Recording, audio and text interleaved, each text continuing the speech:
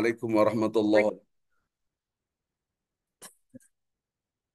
Asbahna wa asbahal mulku lillah walhamdulillah wa la hawla wa la quwata illa billah.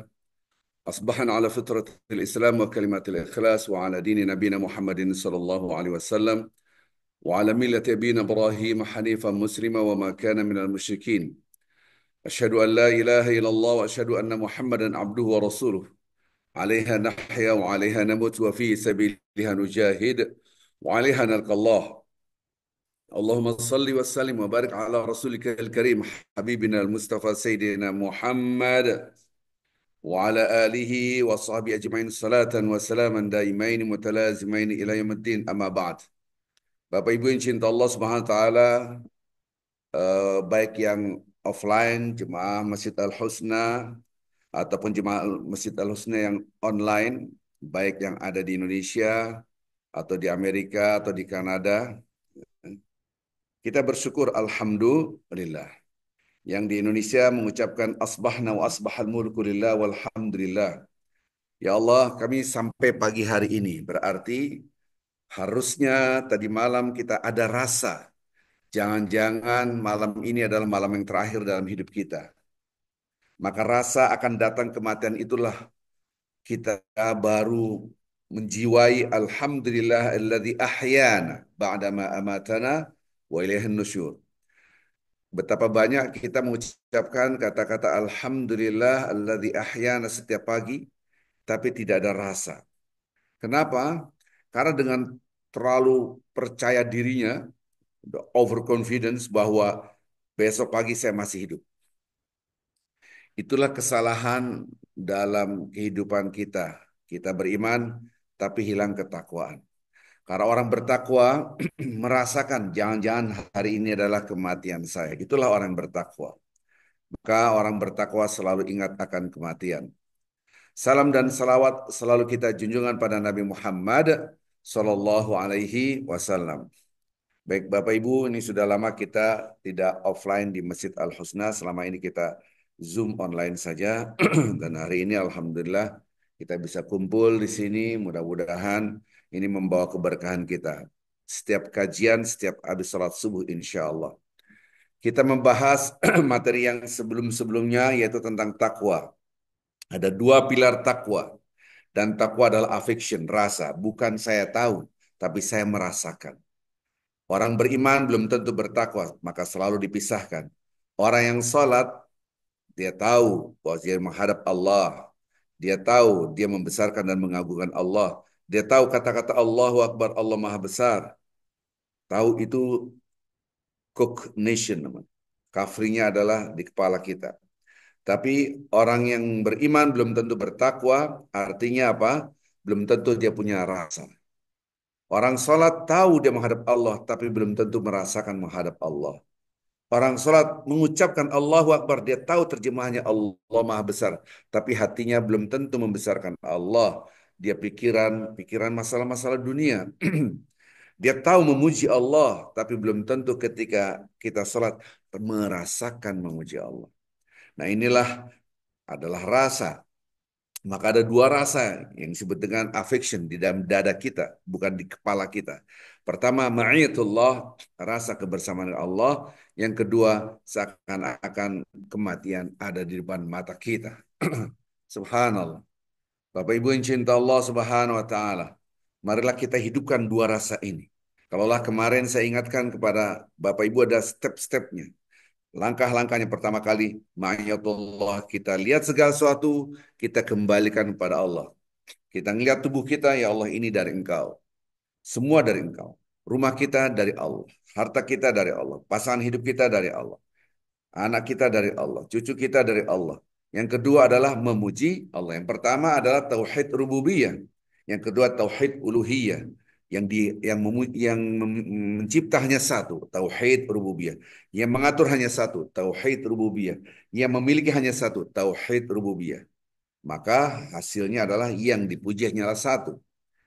La ilaha illallah. Tidak ada yang patut dipuji kecuali Allah. Tidak ada yang patut dibesarkan kecuali Allah. Ilahun, yang disembah, yang diagungkan, yang dibesarkan.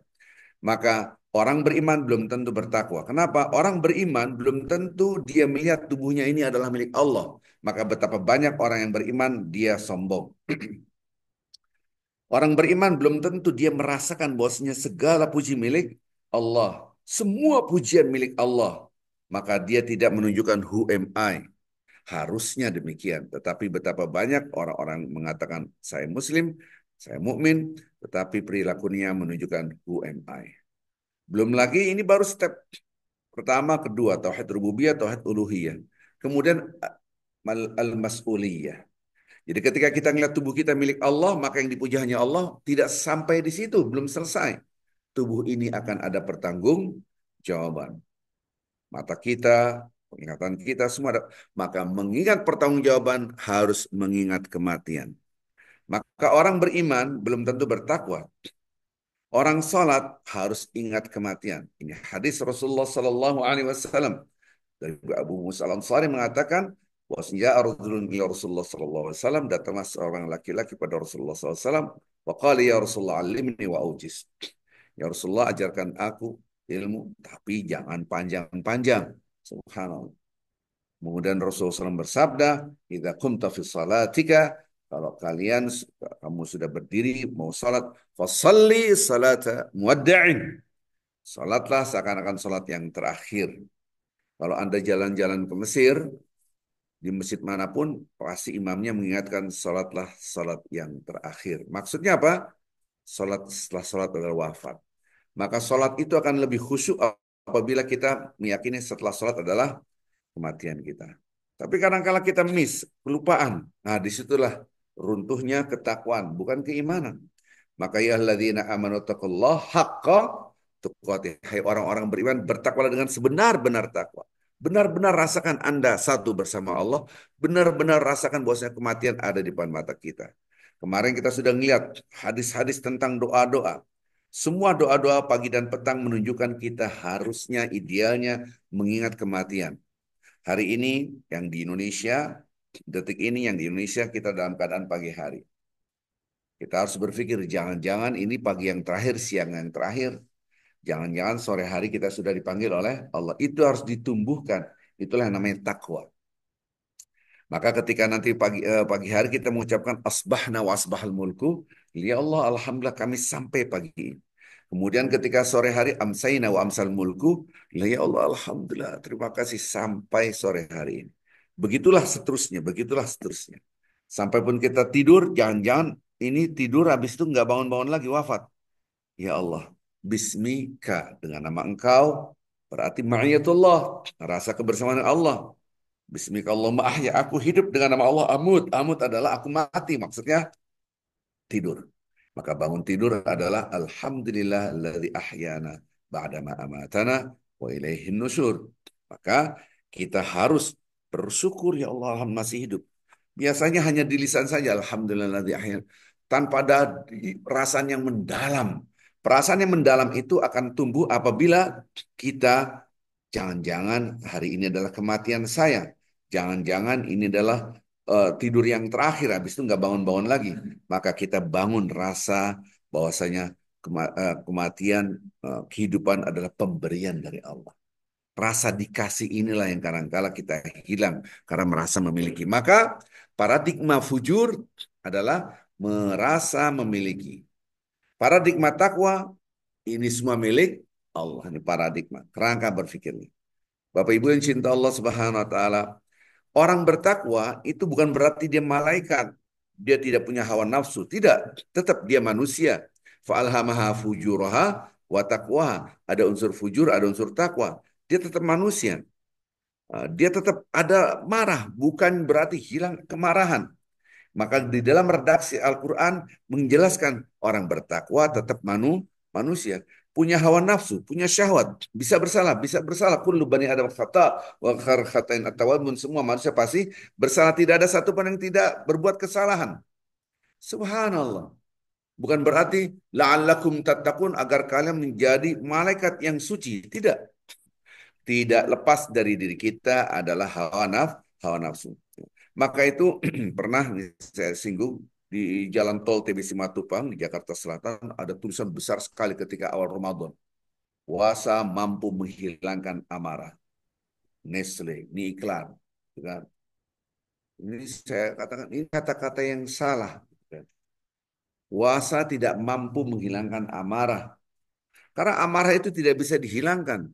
Karena Anda bukan malaikat. Setelah puasa Anda tidak ada hawa nafsu, tidak ada syahwat, tidak. Tetap kita punya hawa nafsu. Di dalam diri kita namanya fujur. Nah, kita akan bahas fujur. Kemarin kita bahas takwa. Fujur ini selalu mengajak kemaksiatan. Fujur ini mengikuti hawa nafsu kita, syahwat kita. Maka itu redaksi Al-Quran, orang-orang bertakwa bukan berarti dia suci, hilang dari syahwatnya. Tidak. Wasari'u ila magfiratin min rabbikum. Kata-kata ini saja sudah menunjukkan bahwa kita ada dosa. Bersegeralah Anda dalam meminta ampunan kepada Allah. Ini menunjukkan kita merasa salah, tidak ada manusia yang tanpa dosa. Wasari'u ila magfiratin min rabbikum wa jannah 'ardhus samawati wal ard. Kita mengejar apa? Surga yang mana luasnya langit dan bumi. Uiddat, memang itu diciptakan untuk orang-orang bertakwa. Datil muttaqin. Siapa orang bertakwa? Alladzina yunfiquna fis sarra wad dara wal kadhimin. Nah, kata-kata kadhim ini menunjukkan tidak bisa menghilangkan amarah. Orang bertakwa adalah yang berinfak baik dalam keadaan lapang atau sempit dan menahan amarah. Bukan berarti menghilangkan amarah. Berarti ketakwaan yang tumbuh dalam hati kita menahan amarah. Itulah manusia. Itulah beratnya ibadah manusia dibanding ibadahnya para malaikat. Maka itu malaikat tunduk sujud kepada manusia. Kenapa? Karena kita lebih mulia dari malaikat. Ibadahnya kita jauh lebih susah, lebih berat daripada malaikat. Karena di dalam hati kita ada hawa nafsu, ada syahwat. Subhanallah. Berapa orang yang masih tertidur di atas kasurnya? Dan berapa orang yang sudah sholat? Banyak yang ke masjid, oke, banyak yang ke masjid. Tapi banyakkan mana yang tidak ke masjid? Oke, banyak yang sholat, betul, banyak yang sholat. Tapi dibandingkan yang tidak sholat, walaupun mereka muslim, mukmin, tapi bukan kafir. Itulah menunjukkan hawa nafsunya, syahwatnya lebih kuat daripada takwanya. Dari jiwa fujur lebih dominasi daripada jiwa takwa. Subhanallah. Di sini baru kita paham. Bayangkan berandai-andai yang tertidur di atas kasur ini. Nanti malam, tadi malam berandai-andai. Tadi malam diberitahu habis sholat subuh Anda wafat. Kira-kira pada sholat berjemaah nggak?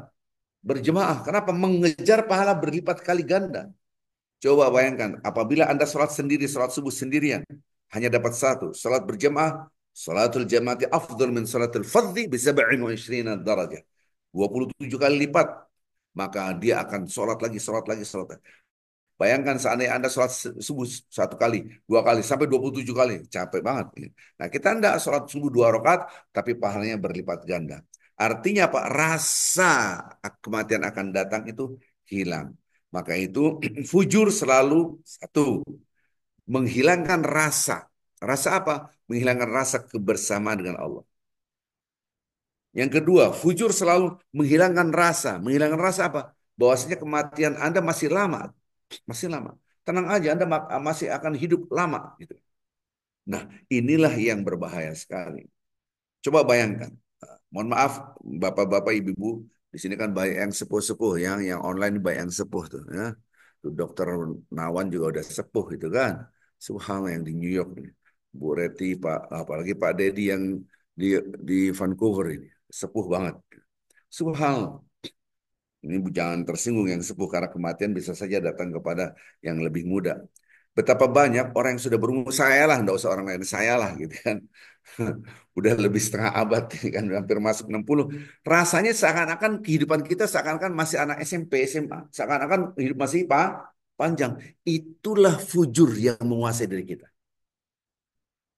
Maka gambaran fujur kita selalu batu firunal hayatat dunia. Itulah fujur. Kalian lebih memprioritaskan kehidupan dunia. Maka itu orang yang bertakwa pasti pinter. Pasti. Kenapa? Jangan-jangan kematian pada hari ini akan datang. Orang yang bertakwa pasti cerdas. Apa yang dilihat dikembalikan pada Allah. Satu. Yang mencipta satu. Maka membuktikan Tuhan yang satu amat sangat mudah daripada membuktikan Tuhan itu tiga. Maka orang yang bertakwa selalu based on logical thinking. Berpikir logik. Dan berpikir rasional. Sebaliknya, orang yang tidak bertakwa, hilanglah logical thinking, drop. Maka itu kalau saya ilustrasikan, kalau saya, hanya ini sebuah ilustrasi, misalnya stick ya. Kalau kita membesarkan Allah, otomatis kita mengecilkan diri kita. Sebaliknya, na'udzubillah. Kalau Anda membesarkan diri Anda, seakan-akan Anda mengecilkan Allah dan Allah Maha Besar, tidak pernah kecil. Kalau kita mengingat kematian, ingat kematian, maka dunia serta sini menjadi kecil. Kalau kita hanya memprioritaskan dunia, maka akhirat di mata kita kecil. Disitulah fujur selalu membesarkan diri kita. Fujur selalu, who am I? Sementara takwa, siapakah Allah? Tauhid rububiyah tadi, tauhid rububiyah. Ketika kita melihat segala sesuatu dikembalikan kepada yang satu, itu logik. Maka itu ketika saya debat lintas agama di Foggia ya, itu waktu di Eropa di Italia, eh, ada pemahaman ateis. Waktu itu di Foggia, salah satu kota sana. Kemudian saya bilang, ateisme yang tidak percaya dengan Tuhan itu sangat amat tidak tidak mengaktifkan akalnya. Karena membuktikan tidak ada Tuhan amat sangat susah sekali daripada membuktikan adanya Tuhan. Selesai, saya tidak akan bahas ini. Saya hanya mengingatkan orang bertakwa itu akalnya tajam sekali. Kemudian berbicara lintas agama. Semua agama di muka bumi tidak ada yang masuk akal kecuali hanya Islam. Tidak aktif. Kebetulan saya lama di filsafat. Jadi orang yang berpikir Tuhan itu satu, itu sangat mudah. Membuktikan Tuhan. Bayangkan, buktikan Tuhan itu banyak. Pusing kita. Maka itu tauhid rububiyah ini yang mencipta satu, yang mengatur satu, yang dibesarkan satu.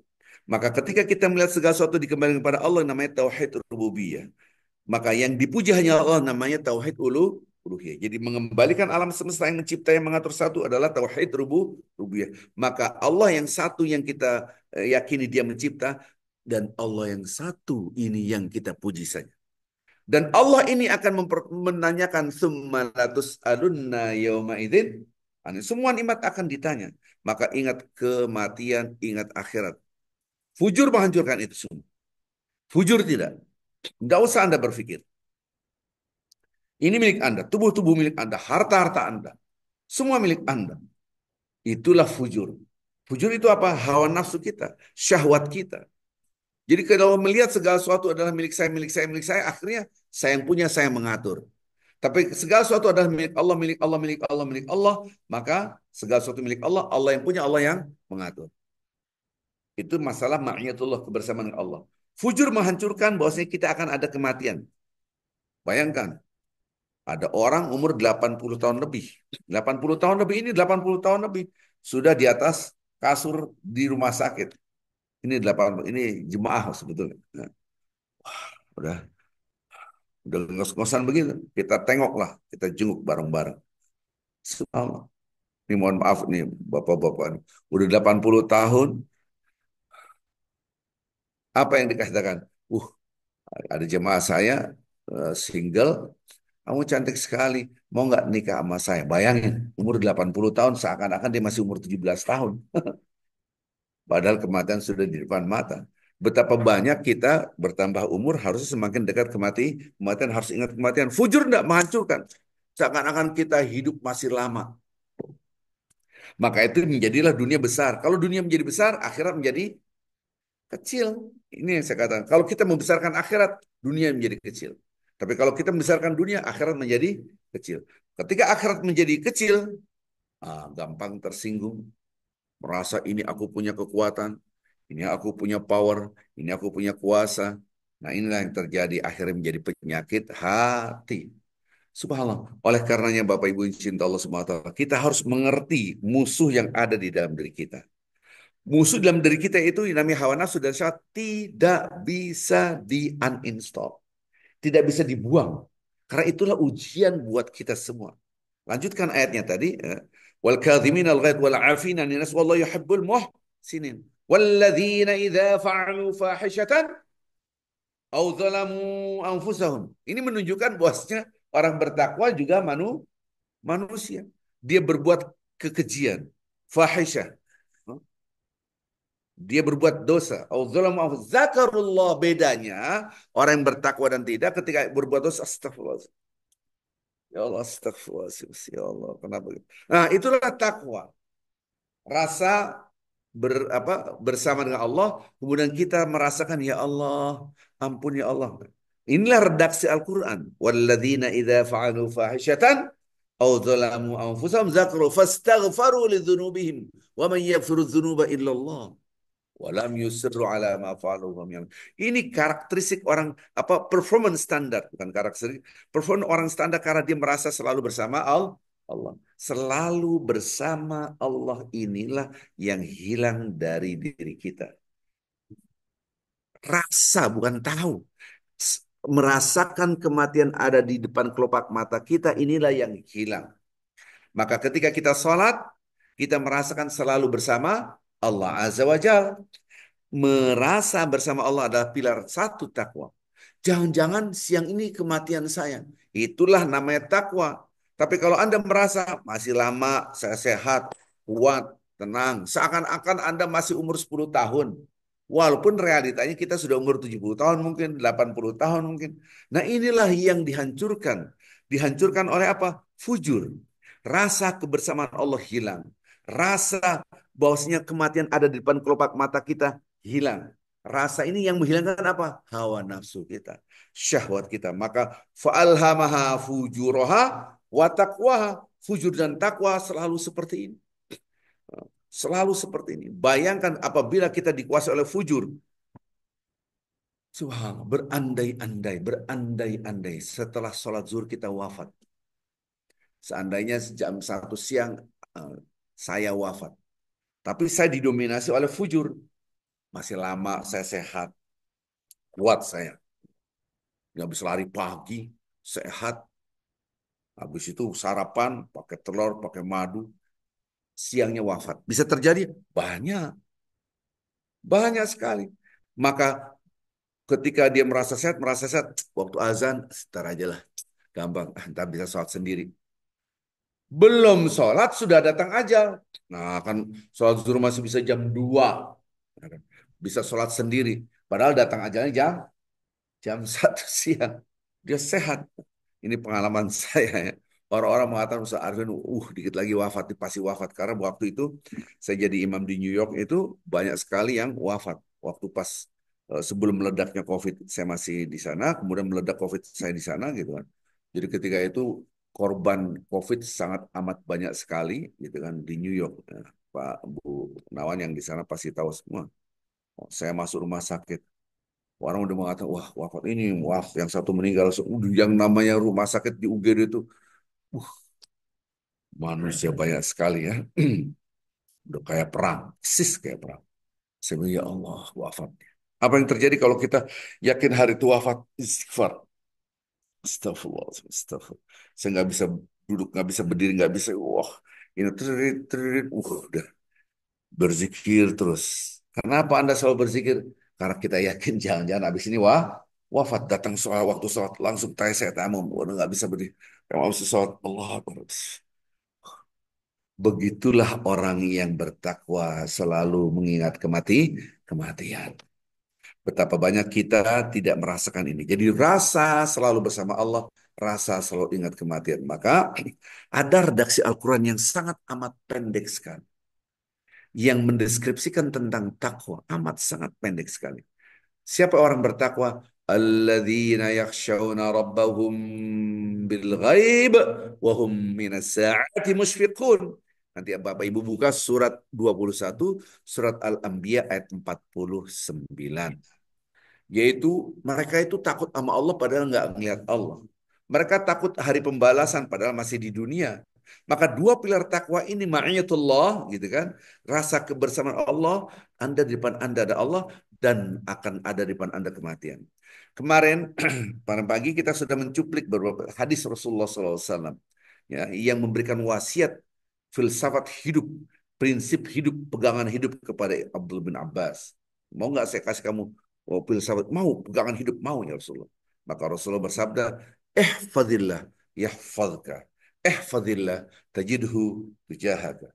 Idza sa'alta fas'alillah wa idza ista'anka fasta'inillah. i'lam anna al-umma law ijtama'at ala an yanfa'uka lan yanfa'uka bi syai'in illa ma qad katabahu lak wa in ijtama'at ala an yadurruka lan yadurruka illa bi syai'in qad katabahu Allah 'alaik rufi'at al-aqlam wa juffat as-suhuf. Ini hadis Rasulullah SAW. Jadi ini melanjutkan hadis yang kemarin kita baru sepotong menerangkannya. Jagalah Allah, maka Allah menjaga Anda. Nomor satu. Jagalah Allah, maka engkau akan mendapatkan Allah di depan Anda. Subhanallah.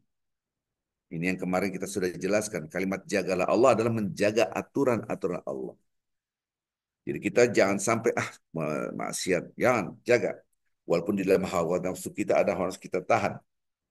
Jagalah Allah, maka engkau akan mendapatkan Allah. Tajidhu tujahaka, tajid Allah amamaka, depan Anda.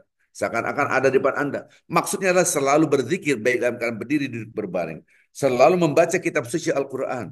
Nah, betapa banyak orang merasa saya bertakwa, tapi jarang membaca Al-Quran. Jarang berzikir. Qiyamu wa qu'udan wa 'ala junubikum. Baik dalam keadaan berdiri, duduk, atau berbaring. Jarang. Ini menunjukkan runtuhnya ketakwaan, tapi dia belum kafir, dia masih beriman. Lanjutkan. Idza sa'alta fas'al. Kalau Anda minta, mintanya kepada Allah. Kalau Anda dalam keadaan kesusahan, kesedihan, dalam keadaan kelemahan yang Masya Allah, mintalah pertolongan kepada Allah. Subhanallah. Kemudian ini kata-kata yang terakhir sangat dahsyat. Dibangun rasa kebersamaan dengan Allah. I'lam. Ingat wahai Ibnu Abbas. Ini buat kita semua. Walaupun redaksinya dialog antara Rasulullah SAW dengan Ibnu Abbas. Pegang nih prinsip hidup.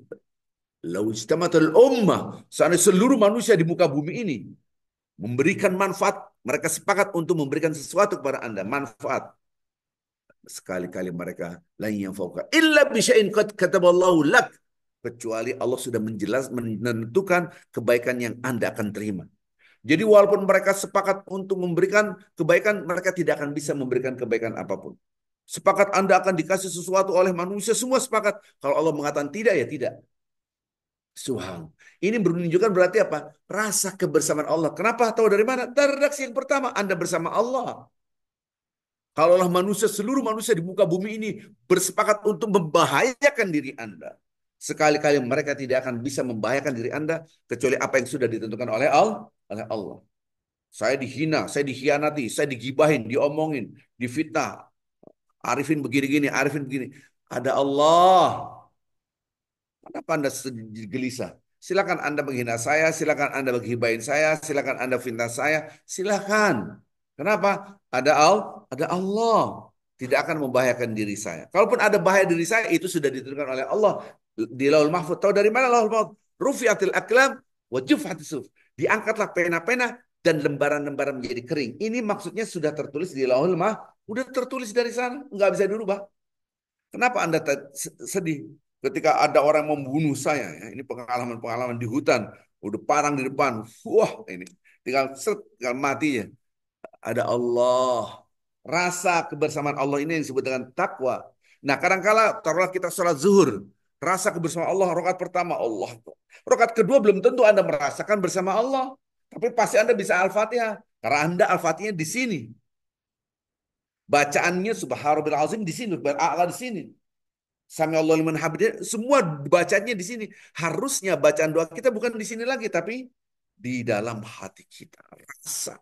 Inilah susahnya menjadi orang bertakwa. Karena biasanya rasa. Ini yang disebut dengan fluktuatif. Baru kita ngerti. Haqqa tuqati, bertakwa dengan sebenar-benar takwa. Rakaat pertama Anda betul bersama Allah. Rakaat terus sampai akhir. Di luar sholat pun. Fa'idha qadaitumus shalah. Kalau Anda selesai sholat. Fadhkurullah qiyaman wa qu'udan wa 'ala junubikum. Tetap Anda harus ingat Allah baik dalam keadaan berdiri, duduk, atau berbaring. Rasa kebersamaan dengan Allah. Fujur tidak membiarkan. Fujur, enggak usah. Tenang. Maka kita, mohon maaf, kalau kita ngelihat makanan ini adalah makanan, mulailah didominasi oleh fujur. Kita ngelihat minuman ini adalah minuman, mulailah didominasi oleh fujur. Kita ngelihat rumah kita, ini rumah saya, mulailah didominasi oleh fujur. Anda bercermin, inilah saya cantik, inilah saya gagah, inilah saya hebat. Mulailah Anda didominasi oleh fujur. Terus bagaimana supaya takwa kita hidup? Ketika kita ngelihat makanan, ya Allah ini milik Engkau ya Allah. Minuman, ya Allah ini dari Engkau ya Allah. Tubuh kita, ya Allah ini dari Engkau ya Allah. Ini baru adalah angka 1. Ketika kita melihat rumah kita, ya Allah ini dari Engkau ya Allah. Ketika melihat fisik kita, ya Allah ini dari Engkau.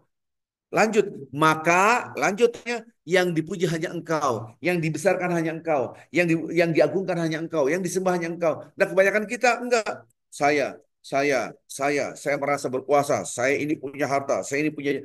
Inilah rontok ketakwaan kita. Tidak cukup sampai di situ. Ini ada pertanggung jawaban. Nah, di sinilah baru ingat kematian. Kemarin kita sudah bahas, apabila kita berdiri di TPU, Taman Pemakaman Umum, kita panggil itu satu-satu berandai-andai. Satu-satu orang yang wafat, kapan Anda wafat? Jam 10 pagi. Jam 7 pagi ketika Anda, jam 7 pagi, tahu nggak jam 10 akan wafat? Enggak, lagi main bola, gitu kan. Kita juga nggak tahu. Kapan Anda wafat? Saya wafat jam 12 malam. Ketika Anda jam 10 malam, tahu nggak jam 12 malam anda akan wafat? Nggak tahu, orang jam 10 malam masih makan mie tek-tek gitu. Tahu-tahu jam 12 wafat. Jadi semua yang wafat itu tidak tahu. Itu akan terjadi pada diri kita. Insya Allah. Maka itu ketika Rasulullah SAW mengatakan, jagalah Allah, maksudnya jaga, Anda akan bersama Allah. Nah, maka selalu saya katakan kepada anak-anak saya, kepada siapapun, biasa kita nasihatin sama anak gini, atau cucu gini. Nah, jaga diri kamu baik-baik. Saya nggak pernah ngomong gitu lah. Setelah ada hadis ini nggak ada kata-kata itu. Ya, tapi mukodimah gitu. Biasa anak itu, iya, pasti gitu kan. Ini saya kasih contoh. Nak, jaga diri kamu baik-baik. Iya ya, iya Pak, iya Pak, iya Bu. Aku udah gede, udah dewasa, jangan khawatir. Selalu ngomong gitu anak biasa. Udah gede nggak usah diatur. Langsung ada ngomong gini. Nah, jangankan kamu, bapak aja tidak bisa menjaga diri bapak. Bunda aja, kalau Anda ngomong mama aja, ibu aja nggak bisa menjaga diri. Tidak ada satupun manusia di muka bumi ini yang bisa menjaga dirinya. Siapa yang menjaga kita? Allah.